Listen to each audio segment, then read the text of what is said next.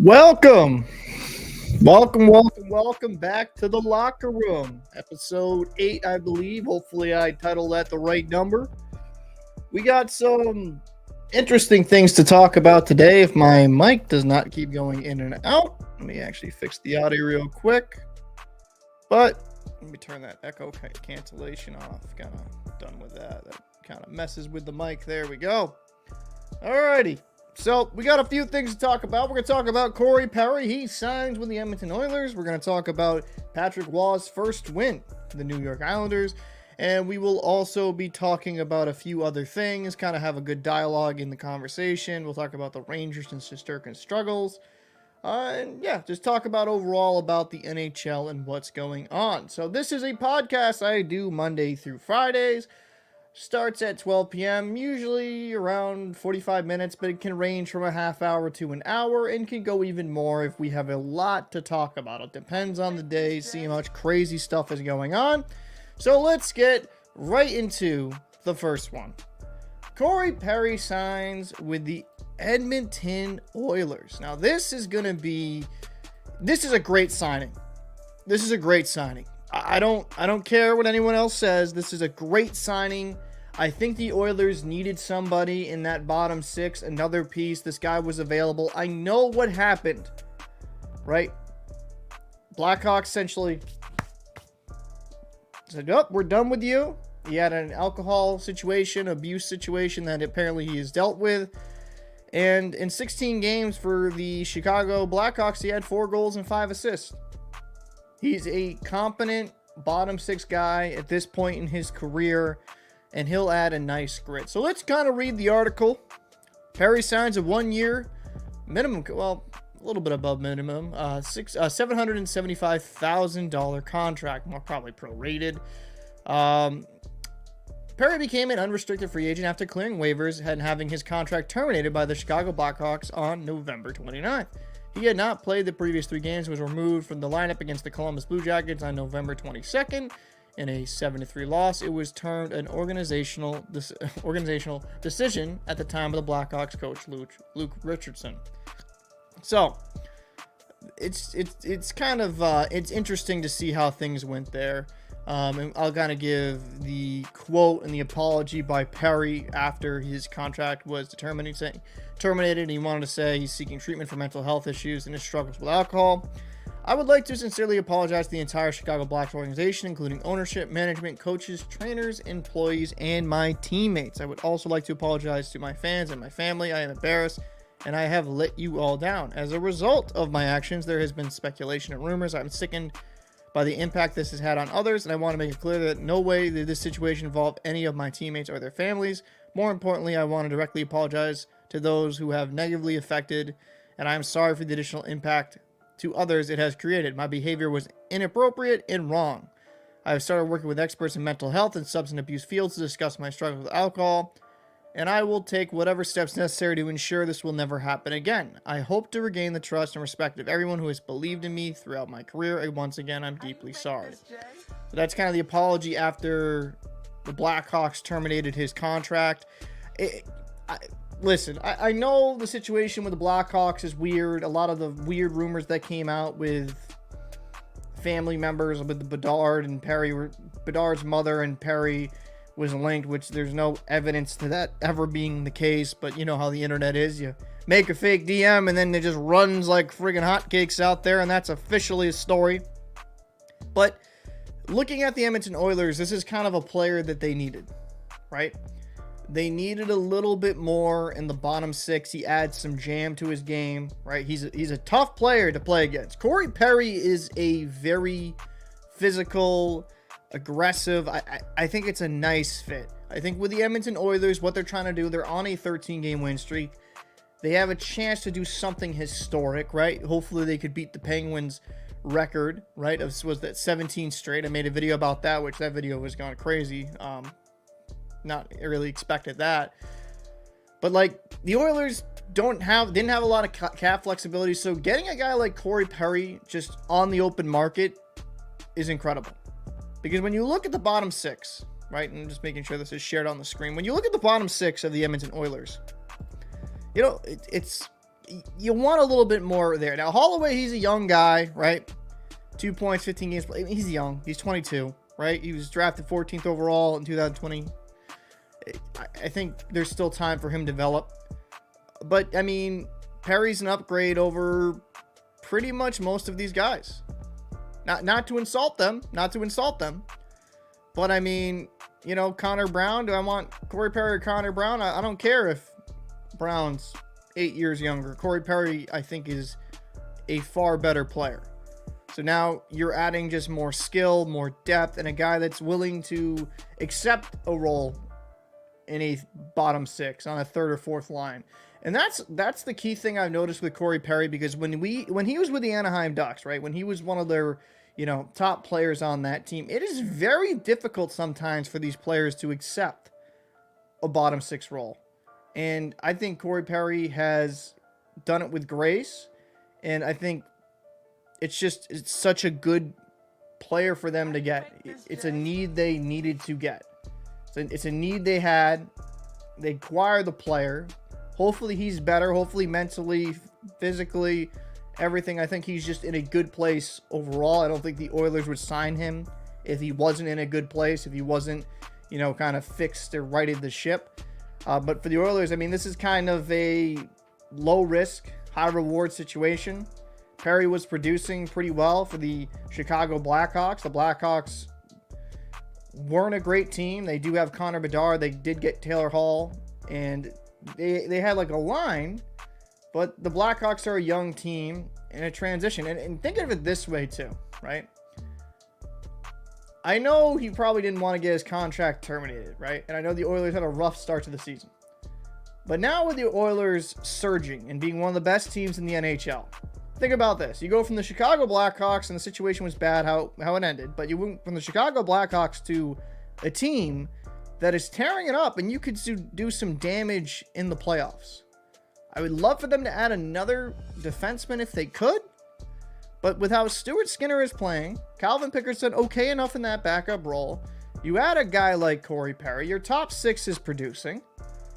Will they eventually come back down to earth a little bit? Absolutely, every single team does. But I think it was the 8 or 9 win streak before this massive streak. Like, they're going on massive tears. They have the ability to be a dangerous team. And the thing that I have liked, and I love the comments, by the way. They keep mentioning Paul Coffey because they brought him in along with Knobloch. I just like the way the Oilers are playing. They're playing like a far better team, and now you add another piece to make it even deeper. And that, hell, if you're on the third, fourth line and you're matching up against Perry, that's a load against to play in the corners. I love it. I think it's a great signing. I know people are apprehensive because of what happened, and you know, I've seen the jokes and stuff like that, but overall, just from a hockey standpoint, if he's good mentally, if he's good health-wise, this is a home run for the Oilers. It's, like I said, a low-risk, high-reward situation. Because let's say he's not amazing, it's essentially a minimum contract. There's nothing really to lose here. So I love that signing. I think that's good for them from a team aspect. I think this is a very, very good signing. And hopefully the Oilers are able to... It's going to be difficult with their cap. They don't have a ton of, no money to play with, but I mean, hell, they're winning. So maybe I'm wrong. Maybe just keep it up, keep coaching these boys up, and you can get the best versions of themselves. I mean, if you look at the height and the weight, they got big guys on the back end, right? Big boys, the smallest guy, 6'2". They a guy like Paul Coffey, who's a legend. I know it's a side note. I remember as a kid getting the coffee curve, right? That you could put in the graphite sticks. You could buy a Paul Coffey curve. Dude, the curve he had on his stick was insane. And it was very difficult to take slap shots with. Wrist shots were so much fun, but slap shots were difficult. But you bring in the guy that, help coach up the staff. And Woodcroft's got to be punching the air right now. Why couldn't this be me? Why were they so bad with me? I think it's just they're far more committed, playing a full 200-foot game. And it's going to be interesting to see when Corey Perry will, get into some action here. It really will. It'll be very interesting.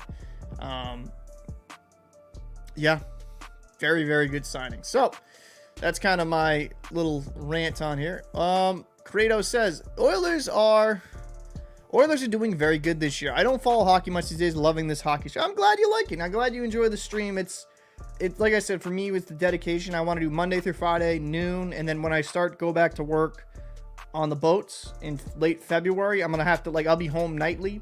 I'll have to shift it to a nightcap type situation, probably around 7 or 8 or whenever I get home.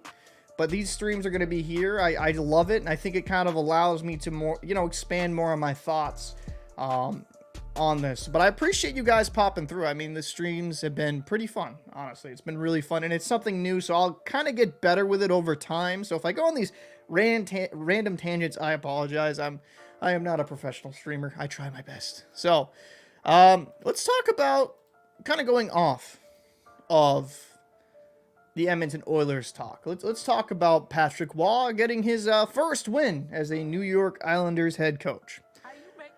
So there was a few interesting quotes in this that I kind of want to go into, and I think Patrick Waugh being back at the NHL is great. Now with the Quebec Ramparts, wins a Memorial Cup, I think sometimes for a guy like Patrick Waugh, because it's weird, right? This is why I don't think.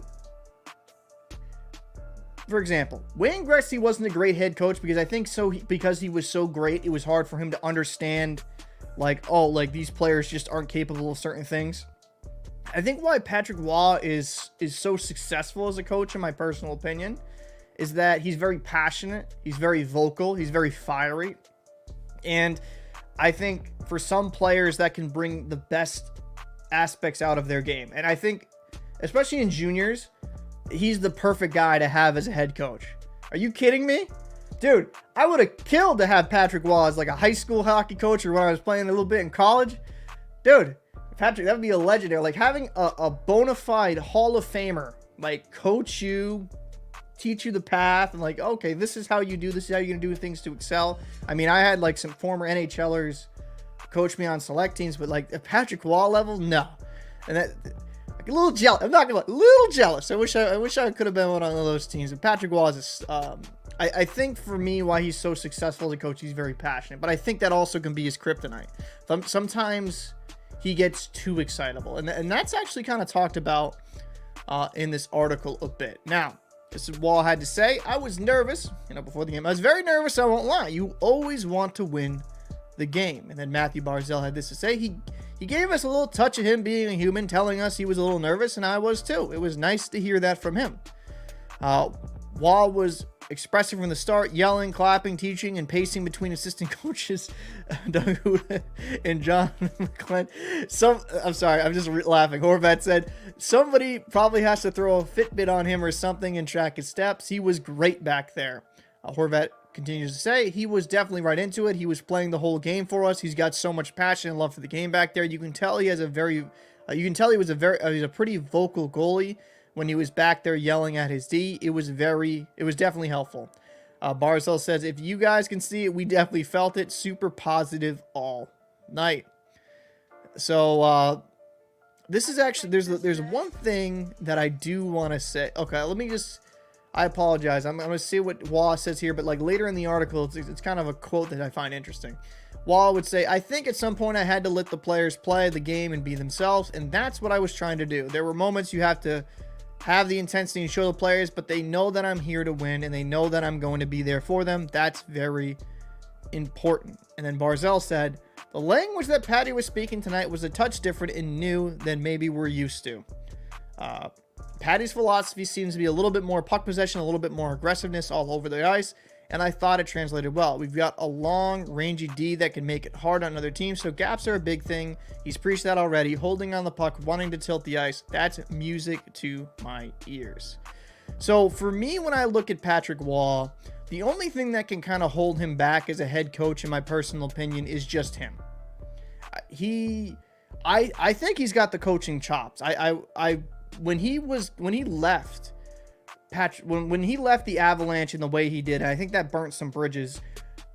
I was like, man, this be a good guy for any NHL team to swoop up. But I think due to the way him leaving, just saying adios, it kind of made some NHL teams wary of like, should we give this guy a shot? I think that's why, he took a little bit of time off. Then we go back to the QMJHL and coach for the Quebec Ramparts.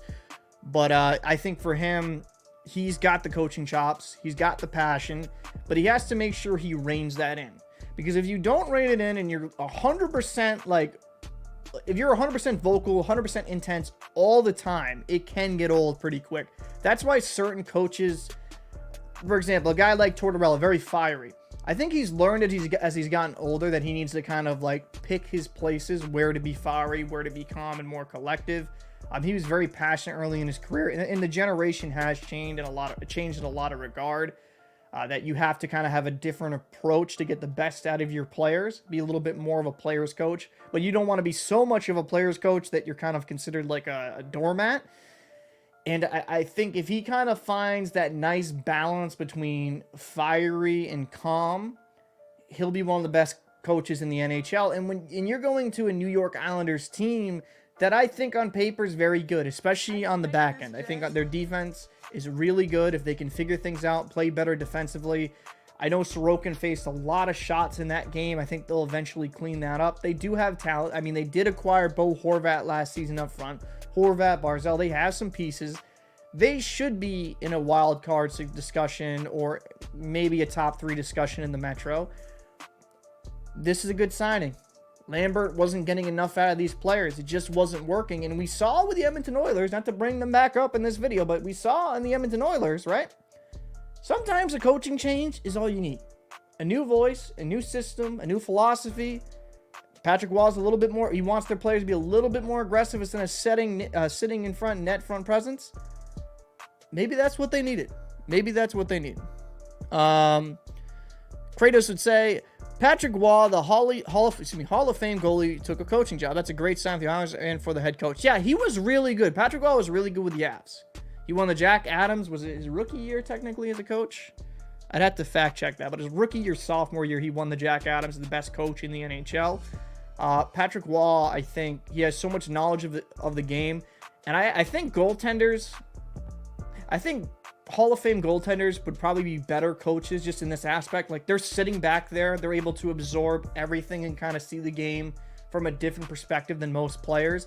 So I think they have more of an appreciation for all aspects of the game. I'm not saying other players wouldn't be fantastic either, but I think it just gives him a very unique perspective, if that makes sense. I don't know if I'm making sense in that, but 10 Shot says, lately I've been seeing rumors about Zizs to the Bruins. Do you think it's realistic? I actually have to look really quick. Let me kind of pull up the Anaheim Ducks, because I was actually going to change topics right now. So let me actually, I'll do a little bit of an audible. Zizs to, I'll talk about that for a quick second. So Zizs to the Bruins. So the Anaheim Ducks do have, let me share this tab. The Anaheim Ducks, and by the way, guys, if you're watching live and you want me to talk about something, just throw it in there. I don't care. I have a little bit of a, I would say, outline, but this is a podcast, having fun. So we'll talk about whatever you guys want to talk about. Anaheim Ducks.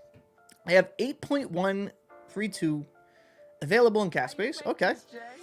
So I don't know exactly what Zizs' contract is off the top of my noggin. Is he day to day? Oh, 2 months. Oof. I thought it was like a few weeks. I didn't think it was a date. Damn. All right. So Bedford, New York. I thought, for example, I thought that was going to be New Bedford. I'm like, wow, that's not too far. So let's look at kind of his contract here. If it's, did I miss it? Am I an idiot? I did miss it. Yeah. Okay. So his next year's contract, 23-24. It's going to be $5.75 million cap hit. Okay. And does he have a no movement clause? Doesn't look like he has a no movement clause. Right? 3 years. He's going to be an RFA. Interesting. I'm actually... So, it was 2 months. I thought it was like a few weeks. I'll be honest, maybe I kind of read the reports initially. 2 months. So that would that'd be kind of close. I don't even know if you could you. I don't even know if you'd be able to trade for. He'd have to clear. He'd have to be healthy, right? That would be interesting. Do I think it happens? I mean, what would the Bruins give up to get a guy like Zizs first off, right? Secondly, are the Ducks kind of in that situation where they'd even want to give up a young 22-year-old player, like a good, a guy that they feel has some talent? I mean, 7 points, 4 goals, 3 assists in 20 games before the injury. I mean, he was drafted high. Do I think it's realistic? Not. It's weird with Zizs. I think it's weird with Zizs. I think he's a phenomenally gifted player. I mean, if the Bruins can get him, I don't think the Bruins have the assets to deal. I mean, you'd have to give up Lysell and some other pieces to really make sense, because Lysell's had an okay season in Providence. I don't know if the Bruins have enough horses to really make that deal make sense, unless they also deal like an NHL player right now, like a guy on their roster, maybe like a guy like DeBrusk or something like that. I mean, I know his contract's expiring, but I don't know if the Bruins do that. I think DeBrusk is actually starting to play better recently. So, I don't know. I don't know if that's in the cards. I'm not too sure about that. Says, I don't even know if he fits the Bruins system or locker room, even to pull it off. Yeah, I don't know if he would. I don't know if Zizs would translate well in Boston. That's the one thing. I don't know. Would he be willing to buy into a full 200-foot game, the defensive structure? I mean, Montgomery likes to activate his defenseman. Will he be able to properly take his assignments? I mean, we've seen forwards go elsewhere and struggle. I mean, I don't know. Zizs is young, though. I think he has a high ceiling if he can figure it out. And the Anaheim Ducks, if I'm them, I'm just keeping him. At least from my perspective, if I'm the Anaheim Ducks, there's not really anything from Boston could give me. I would just keep Zizs because he's like a 22-year-old. He's young. He could still become a better player. And I think the Ducks have a very good young core that in a few years should be very, very competitive. Anthony Kratos had this to say: I heard that a new women's hockey league just started recently. Thoughts on the new league, and do you think it can get enough viewers to stay afloat? Okay, actually, that's funny because I did actually have a banner for that kind of ready. So do I think the New York, I'm sorry, reading the other comment, the other banner. I'll keep that comment out. Do I think that the league will be fine? Do I think the PWHL will be successful? Yes, I do. Now, the reason why I think the PWHL will be successful is for a few reasons. First off, the marketing. The marketing is intelligent and it isn't alienating to young men and men who want to watch hockey, right? Now, they do want to make the league for the girls and for the women and to support the game, which I think is amazing. As someone that has coached young girls hockey, like youth hockey for women, they didn't really have a lane. They strived for D1 hockey, right? Like a lot of them that I coach strive to play for D1 hockey, play for a school, play for someone locally, like a Northeastern, a Boston University, Providence College, yada, yada, yada. Play for these D1 universities and get that was their kind of, outside of the Olympics, right? Which is very difficult to make. That was their pros. So I think having a professional league for them would be fantastic, and they can have, relatively a successful career. The salaries in the PWHL range from $35,000 to $80,000. Now, they have a shorter season, so that's still really good money in a short amount of time. And I think next year, if they have a little bit longer season, they get a little bit more ad revenue. I think they'll be in a prime situation where you're going to want to have people wanting to join, keep training. I think with the marketing, they have a great opportunity. And it's also the not being afraid to stream their games on YouTube. They seem very self-aware in this regard. They understand that they're a upstart. They're a new league. They need as much visibility as they possibly can get, and they're using that to the best of their advantage. There's streams on the PWHL, and I actually could probably even go and show some of the back streams. I think they took down a lot of them because I got a lot of footage, because what I was doing, because I'm actually, this is kind of a spoiler, I'm thinking about doing a weekly recap for the PWHL each week, because I think that would be kind of good. I as someone that is, has coached youth hockey, both boys and girls. I think it's absolutely amazing, and I think you gotta, not to sound corny, but I just want to support it as much as I can. For example, here I'll kind of show. This is the only real post game they have, up still, is like the New York at Toronto, January 1st, 153 views on a live stream. That's insane numbers. The only thing I could kind of knock on the PWHL is if they started kind of doing highlights on their channel like the NHL does. I just think they understand they're a small channel. I mean, 77,000. It was at 71 last time I checked, but 77. I'll give that a subscribe. 77,000 subscribers this quick is great, and they've gotten some good coverage. But I'll point again, like 153,000 views. And when I was watching one of these streams about a week or so ago, it was like had like around, was it 30,000 live viewers on YouTube? A lot of people were into it. If they just keep growing the game and they keep kind of realizing their base, they'll be successful and they'll be profitable. Like the big thing for me with them is understanding their profit margin and staying within themselves, like not trying to do too much too quick, right? Like I think being at UMass Lowell is perfect for them. Being at UMass Lowell and kind of growing that fan base is great. Like being in Toronto but not being in the main, like, the Maple Leafs rank, right? Being kind of in the minor league rank, understanding their fan bases is gonna be key, because you don't. One of the reasons, I apologize, this is a long rant, you're probably annoyed. One of the reasons why I think the WNBA has struggled there's a few things in my opinion, but I feel like they were playing at like NBA arenas, not selling any tickets, and it's just a black hole of like money just dumped, and that's why the NBA has to subsidize that league to keep it afloat. And their willingness not to change and adapt rules, I think, like, with the PWHL, they seem a little bit more open-minded, and a lot of men like Patrice Bergeron, like they're embracing it. And I think overall it's just great for these young women to have a league to play in.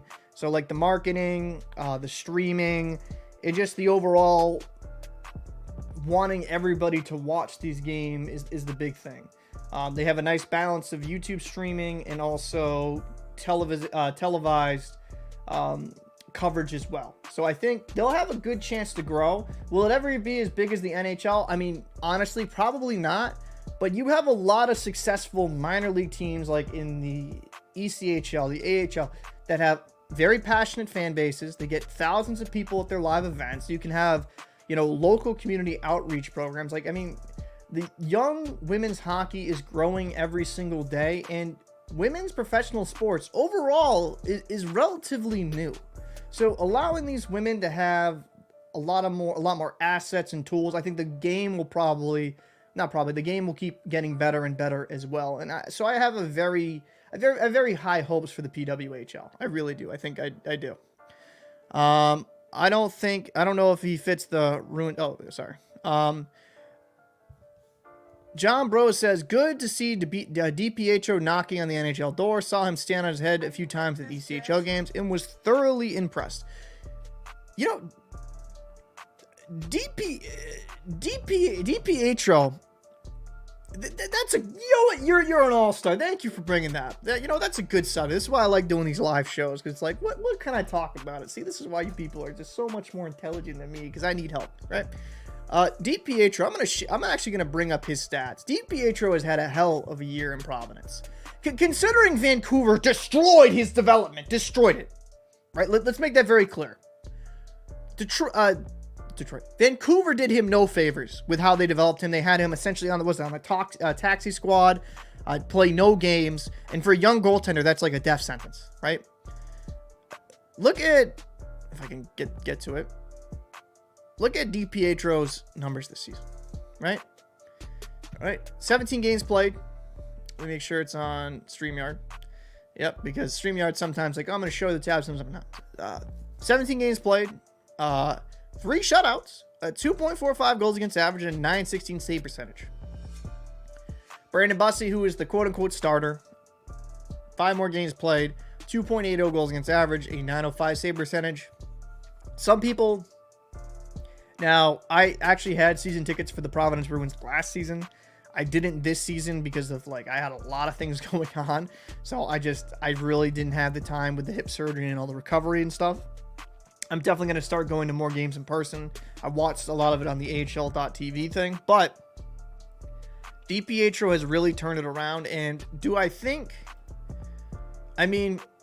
I was a little bit surprised DiPietro didn't get the call up to Bussey, but I think they think highly of Bussey because Bussey is a, what is he, 6'2", 6'3". He's a bigger goalie. Let me kind of just click on this because I want to make sure I'm speaking correctly here. 6'5". Wow, Paul, I suck. I'm just gonna lie about my height. No, but 6'5". I mean, he's a bigger goalie, and was it in preseason he did phenomenal. So I think they were kind of rewarding him as the starter. But I think DiPietro probably more justified to call up and maybe, you know, I know Bussey didn't play, but it would have been kind of like, okay, like, you know, you've had a hell of a season thus far. Let's kind of reward you for it a little bit. And I think that would have been a cool experience. But I understand Bussey they think highly of within the system. And the Providence Bruins, the Bruins organization, whether it's internally or they find other options externally, they just managed to find goaltending and guys that they can kind of salvage. Because, you know, last season, he kind of more played with the Maine Mariners? Yeah, the Maine Mariners. Played one game, 943 save percentage, 2.0 goals against average. But, like, before that, with Abbotsford, when he was with the Vancouver organization, 901 save percentage, 2.95. He was looked at as a guy that they thought, okay, like, he could be, at the very least, a good backup to the NHL in Vancouver. It didn't work out for whatever reason with Vancouver. It's just weird, right? They either develop a goalie really well. Like I think Thatcher Demko's with health and I was a big fan of him in Boston College. I think he was always going to hit. He's doing well in Vancouver. Vancouver's got one of the best teams, one of the best teams in the NHL. I can say that's correct. But with some goalies, they just ruin. I don't get it. It's interesting because. But I love this story. I mean, he's still young. He's a goaltender that you could kind of, you know, hopefully keep putting in the right direction. I know he's technically small by NHL standards at 6 foot. I think Saros for the Nashville Predators is knocking that trend that like goalies, they don't have to be 6'8" to be successful at the NHL level. So I'm hoping he keeps doing well. And with the Bruins, they have a logjam in net, and that's a good thing in my personal opinion. You never want to be looking for a goaltender. Olmark's contract runs out in a couple seasons, right? No, next season? I'd have to look at that again. Yeah, I think it's next season it runs out. But Olmark, he just, you know, you're going to have Swayman. He's going to be your goalie of the future. And he's been more motivated than ever. And it's going to be a battle to be the backup. It's going to be Bussey. It's going to be DiPietro.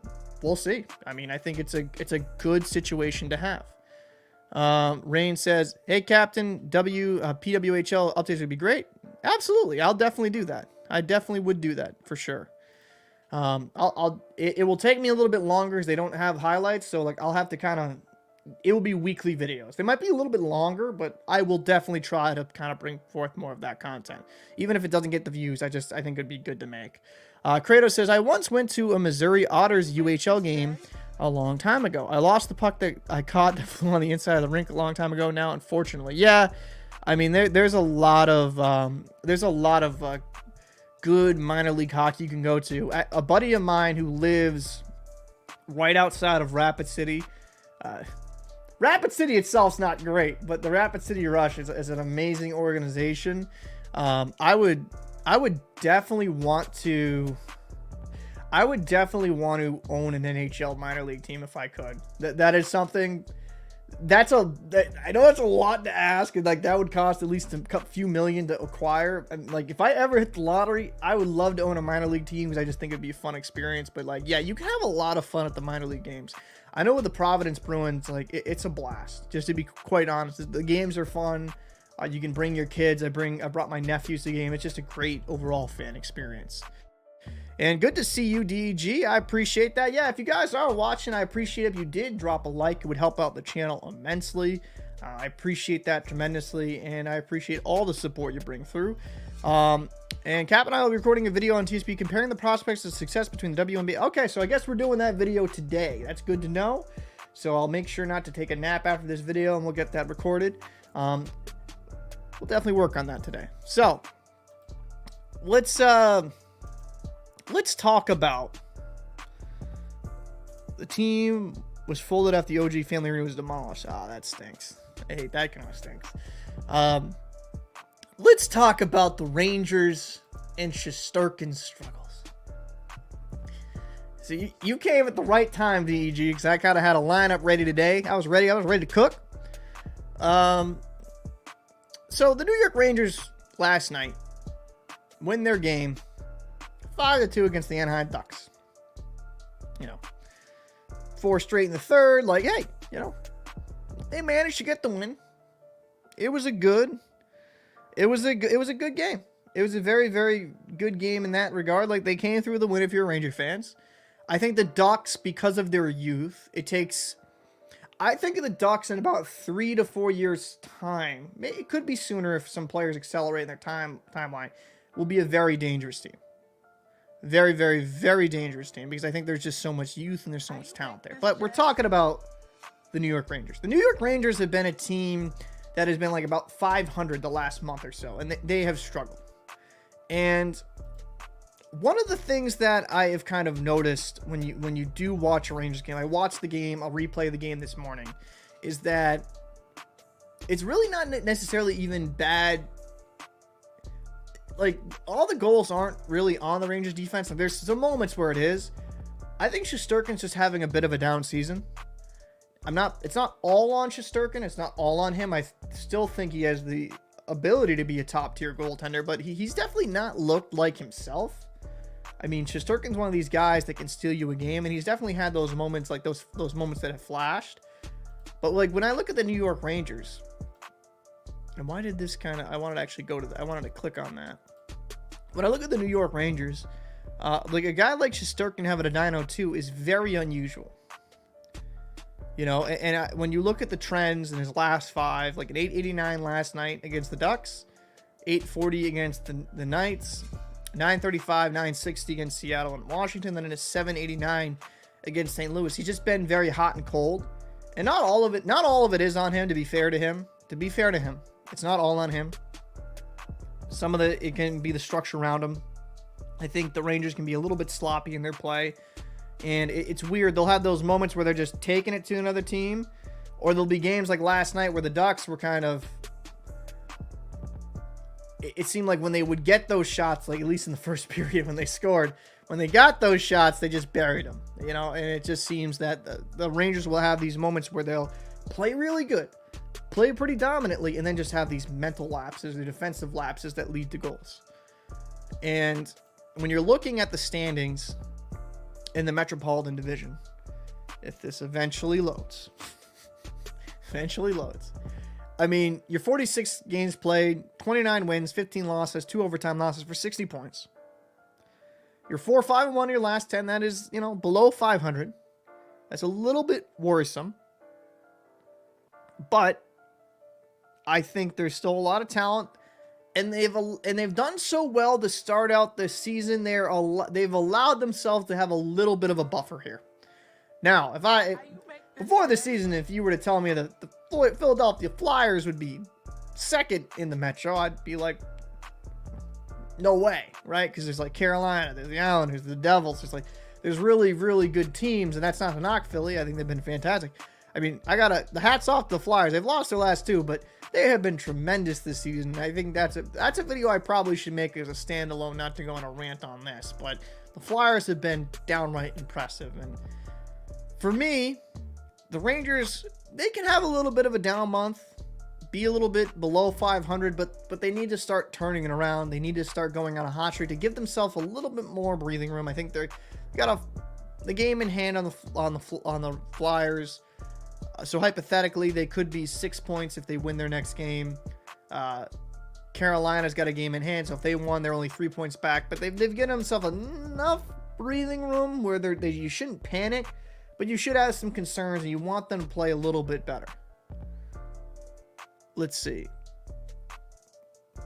DiPietro, the Bulls for the Bears, having Calder cut and has to our prospect value. Goalie Bob does. Oh, yeah. Absolutely. I'm behind. So, yeah, don't worry. Don't you. Rain, like I said, man, I appreciate the support. I don't care if you're a little bit behind the stream. I'm still going to answer your comments. State of survival. The Rangers have had a player development issues. So many young players aren't reaching their potential. Also, Zizs is not a top 3. Third, stop signing free agents. Don't make this 94 again. Buying your cap is not a good look. By the way, State of Survival, I appreciate you popping through. Let's actually kind of go into the New York Rangers. We'll go into the New York Rangers. Why am I blind? There we go. We'll go into the New York Rangers roster construction. So, making sure this is showing on StreamYard. Okay, perfect. Okay, cool. I had to like double check because last week I'm an idiot and I just like started talking about something on screen that wasn't on screen. They currently have $112,000 available in cap space. So, you know, who are the big hitters here? Panarin, I mean, he's making over 11 million, 11.6. Zibanejad is 8.5 per year for a long time. Kreider at 6.5 million. Trocheck at 5.6. Goudreau, which Goudreau at 3.6. I think he's a solid, very, very, you know, he's a good player, but I don't know if he's that. Not to be a jerk. Just, I don't know if he's that. I think you could, like, if you could shave $1 million off, that'd be perfect. Then you got Adam Fox in the back end, 9.5.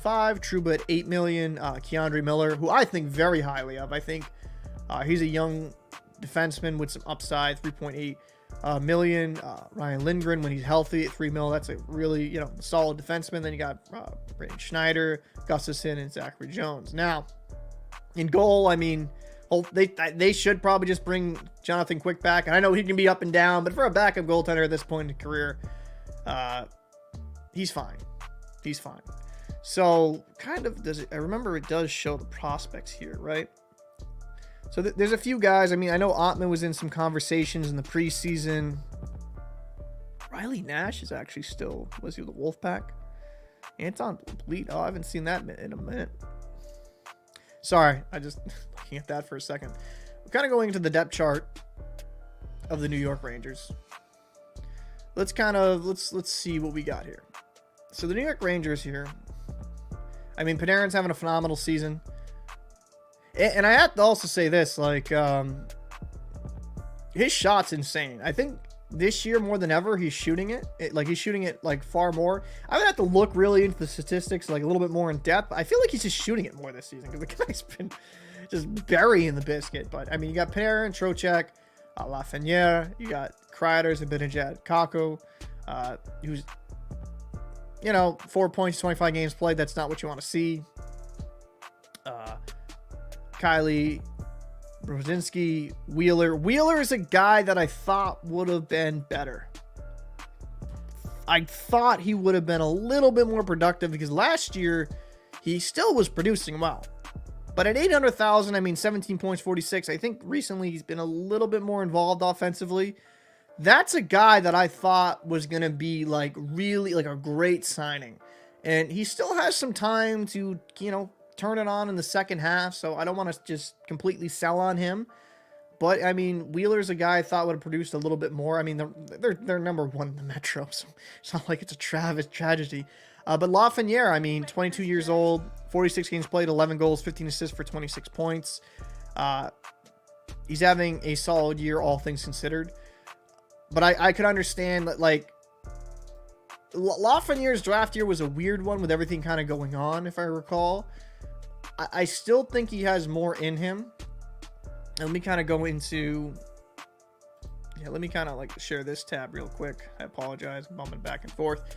I mean, last year in 81 games played, he had 16 goals, 23 assists for 39 points. Season prior, 79 games played, 19 goals, 12 assists for 31 points. So, you know, his fourth NHL season, he's still only 22 years old. I think there's more there.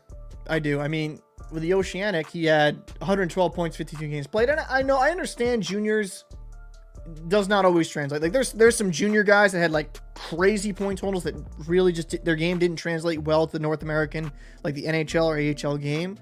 But when I'm looking at a guy like Lafreniere, I mean, he's on pace to have the best year of his career thus far.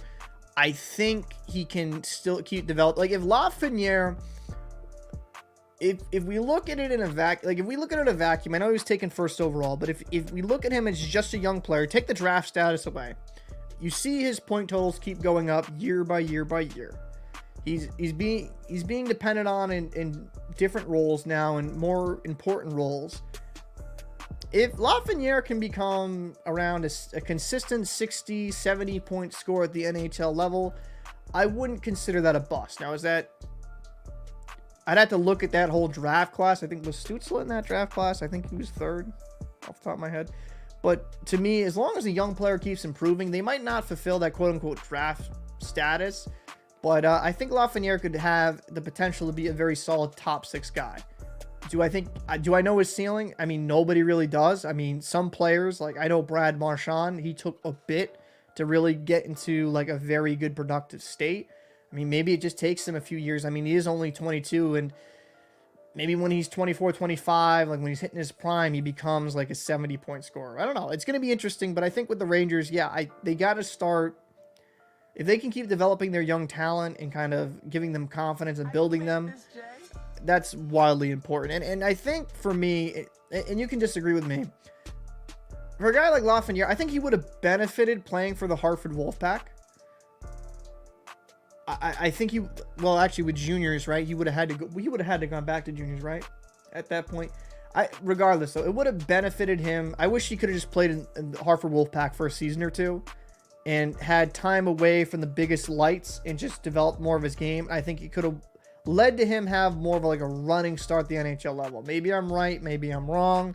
That's just kind of like my opinion. Rain says, after 40 games, I rank teams by asking, can they beat their opponents in a 7-game series? Flyers and Rangers may not be able to do that. I mean, and that is a fair... That is a fair thing. Like, can you look at a team in a game 7? Like, I think the Rangers can, because if Shesterkin gets hot, he's one of those goalies. And I think they have enough pieces. Like, they have enough talent on paper. I think the Rangers should at least get out of the first round. But other teams like the Flyers, I mean, Hart, I think, is a good goaltender. Do I think they have enough pieces? I'm not sure. But they're on the upswing. I mean, I think with the Bruins, as a Bruins fan, I still have concerns about the Bruins. Because I don't look at that team having really a bona fide number 1 center. And they've definitely persevered, and Coyle's on pace for one of the best years of his career, like a career year. And Pavel Zacha, he's taken on more of a defensive responsibility and has been way better in his own end and producing a little bit more recently. But the Bruins have holes. Like, can the Bruins win against certain teams in a 7-game series? Like, there's some matchups I just don't think are favorable. So it just depends on what these teams do from now until the deadline. If they make another piece, making another addition,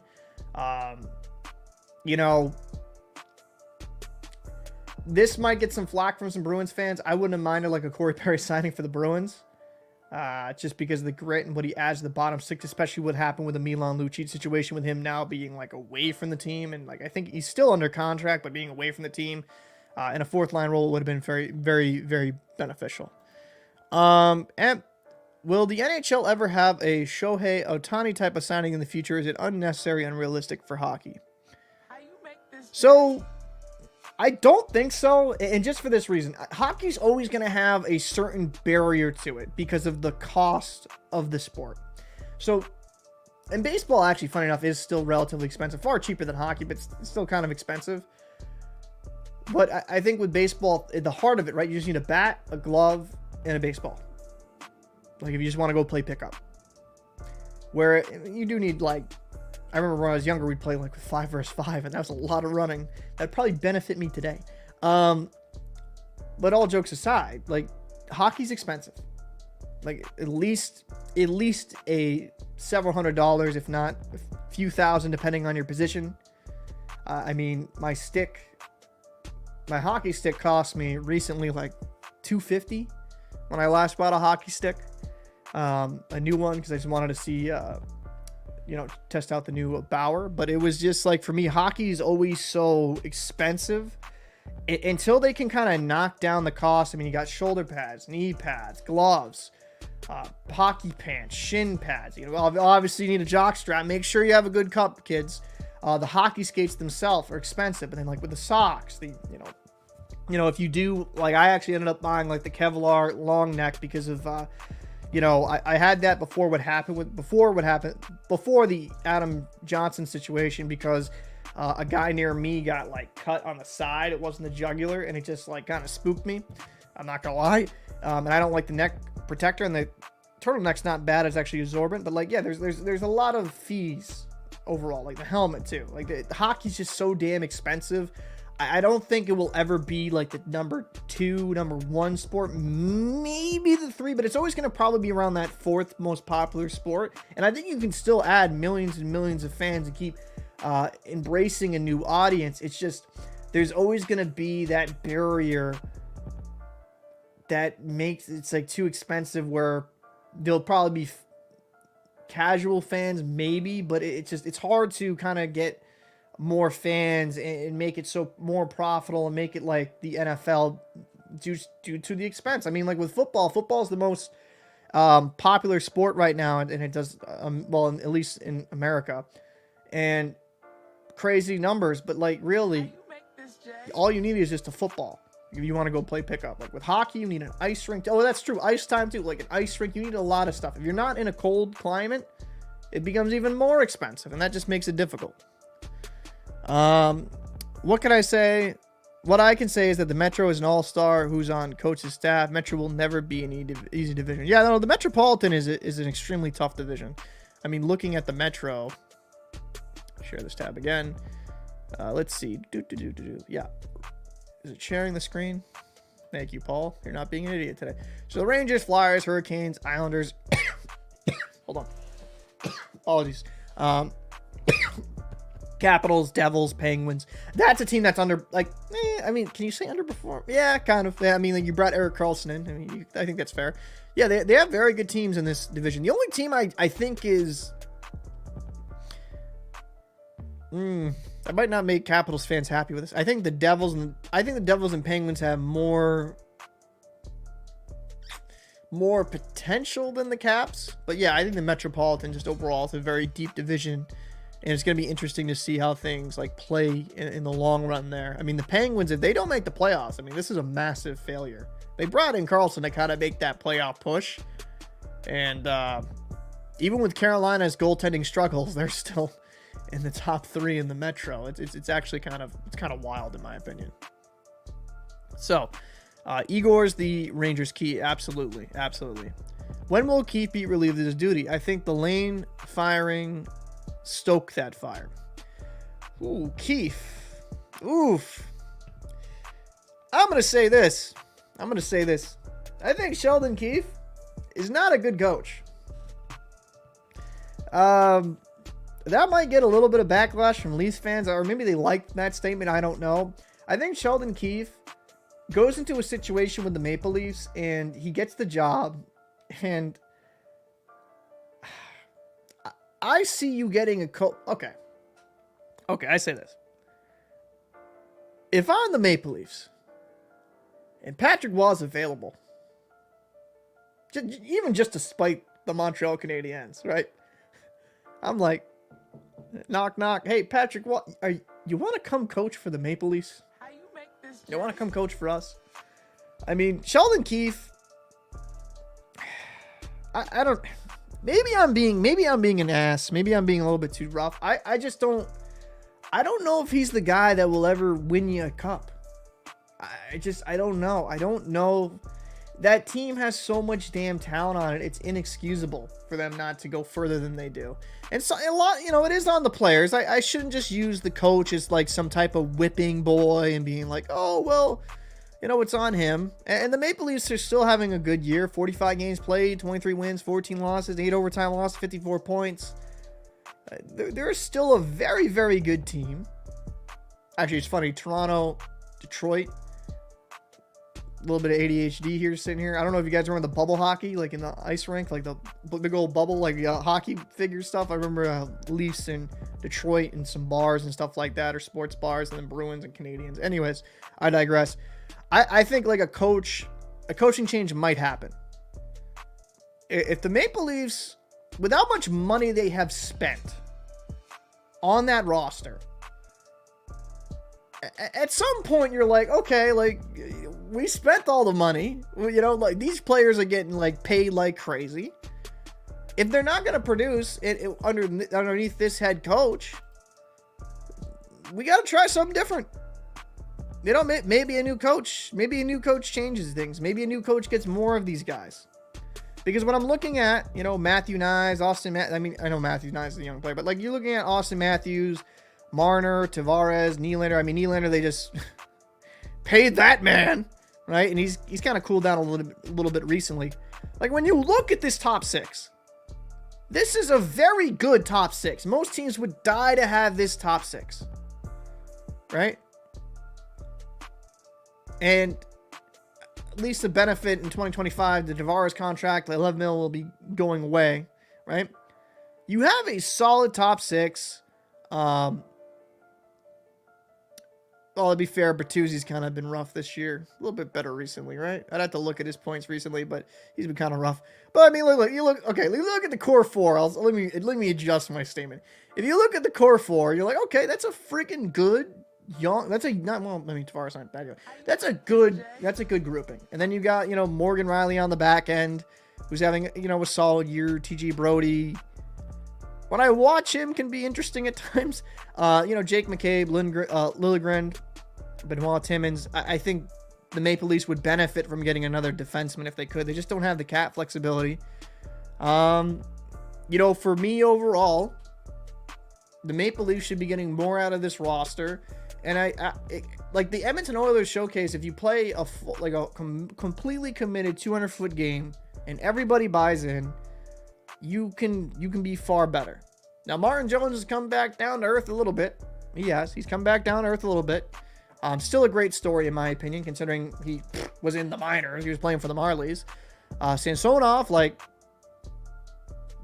you know, he's not having a good year. You know, he's not having a great year. And then, you know, you're hoping Joseph Wall comes back. You know, how much later? He's week to week at this point. I'm actually kind of interested how much longer Joseph Wall, like injury update here.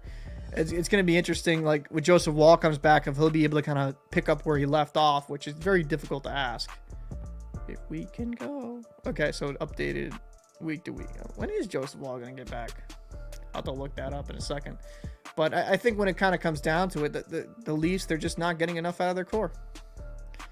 And you would have to, if they can't go further, if they can't, like, I mean, they got past the first round last season. If they can't go into the third round, like, you know, it's just, at some point you got to look at the coach. If they underperform again, it might be time to move on. Rain says, totally agree that Perry is a good choice and Don might have, but after Mitch and Luch, yeah, I mean, that's fair. I mean, I didn't like the Ian Mitchell signing, because, like, why bring that baggage in last season? Like, that was dumb. Please support the show with a like and thank you. Look at this, DEG being the unofficial host, the unofficial co-host, moderating this chat. Yeah, I appreciate it, guys. Drop a like. I know a lot of people are just coming in through that last video that went super viral, which, hey, that was kind of neat. I'm not gonna lie. So, fooling in the rate. Fans want Tar and Feathered Keith. Carberry was assistant at least the last few years. He was the secret sauce. Now he's Ovechkin's bench boss. Yeah, it's going to be kind of interesting to see what does happen with the Leafs at this point. Like, are they just going to say, hey, like, it's not working out. You know, things aren't going to, you know, not going to what we thought they would. Do we just move on from Sheldon Keefe? I mean, that's what they'd have to. I mean, they've invested so much money into these players. And they keep putting themselves in situations that the benefit to this is, let me be fair. The cap will go up. You're going to have certain players come off the books. I'm not even mad at the Nylander signing because I can understand it. Nylander signing. I can't speak English apparently anymore. Like, I mean, 11.5 million, but like if Matthews is making 3.25, Nylander's making 11.5, Marner's going to want to bump maybe 11.5 as well. The general manager has to be very intelligent with how he gets players. Like, to fill out his bottom six, he's going to have some veterans that are maybe looking for a cup, still productive, but like kind of towards the back end of their career, you know, and kind of invest in the money. Like, to me, and maybe I'm wrong, but a guy like Tyler Bertuzzi, who they brought in for like 5.5 million, he's only a 1-year deal. Same with Domi 3. Maybe they retain him, maybe they don't. You know, I would rather them, hey, let's go add another piece on the back end if they're available, right? For me, with the Leafs, if they can kind of find a nice balance that like these other teams have found, like with Florida, with like Vegas, with Boston, I mean, with the Oilers recently, find some pieces. I think the Oilers still should try to get another defenseman if they can. That'd be kind of cool. But I think overall, they just need to add some more pieces on the back end. And at least with the Samsonov thing, like, they don't want to bring him back. They don't have to. I think I want to give him a little bit levity because there's a human element too.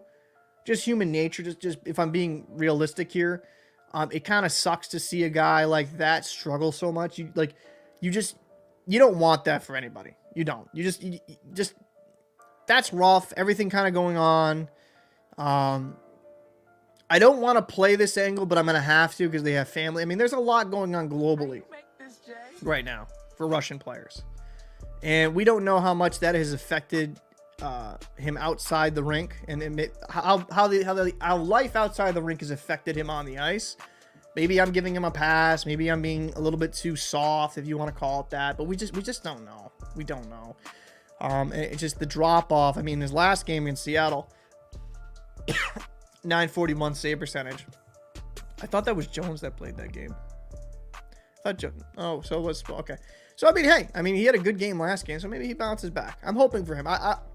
He's a guy that I do want to be successful. I want him to be successful. I want him to do well.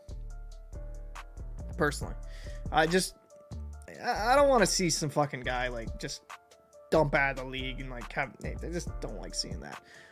Rain Bertuzzi has had an injury history. Joined Bruins, a team on track for a record-setting season. Played with top scorers. He's broken both hands. They don't fix. I mean, fair. That is a fair statement. I mean, if you have broken hands, that is difficult. I mean, I luckily have never really broken anything in my hands. I've broken my leg in 3 places on the ice. Spiral fracture, 3 places. Broke that in 3 places because a stick got in the toque of my right between my skate, right inside the toque of it, like the skate and the blade, like there was a little hole. Blade got into it. My body went one way, the leg went the other, and that was a painful experience. So luckily not that, and my leg, held up pretty well afterwards. But yeah, I mean, with broken hands, that's like all the smaller bones and like you never feel right after that. And I think with a hockey player especially, that's going to affect them pretty well. But I mean, I think Bertuzzi did himself a disservice in this regard with Bertuzzi by signing that 1-year prove it deal. Like, okay, prove it, and he's kind of not proving it. So what is his next contract? Is it $5 million? I mean, maybe. But if I'm a team, I'm looking at like a short contract, like maybe a year or two, maybe $3-4 million at the most. I think he kind of shot himself in the foot. I think he could have added a lot more long-term security, but he has shown in the past he has the potential to score quite a bit of points. So, that's going to be one of those situations that we'll see and monitor as it goes. But I do want to say I'm probably going to start heading off here.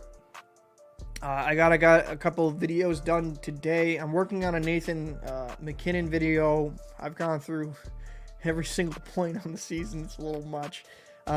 Trying to make a video about him, and then I'm going to make a few different other videos. I want to talk about the Carolina Hurricanes and kind of their goaltending situation. That will be a video out maybe today or tomorrow. But I want to say thank you guys so much for coming through. I mean, we had like over 20, sometimes 30, 28 now. Like, we had a lot of viewers on this stream. Again, last week was the first week. I think I started on a Wednesday. The stream is going to be Monday through Fridays at noon, and sometimes the podcast will range from like a half hour, 45 minutes, but there's going to be a lot of days if there's a lot of engagement in the comments. I'm more than willing to go like an hour, hour and a half. The support on the channel has been impressive. I appreciate everybody popping through. And if you like this podcast, you like the videos, make sure to share them with your friends. It helps out the channel immensely. And I don't like doing this version of e-begging, but if you do want to support the channel in a monetary way, we have a membership program and a Patreon as well. That's linked on the channel in the about, and I think in this description. If not, it might not have been because I did this through StreamYard. But I greatly appreciate everybody's support. I'm gonna get out of here. I'm gonna start preparing, making some other videos. The stream has been great. Again, share it with your friends if you liked it. Hit that like button down below, comment, all that good stuff. I'll see you guys tomorrow at noon, and most likely tonight in another video. See you in the next one.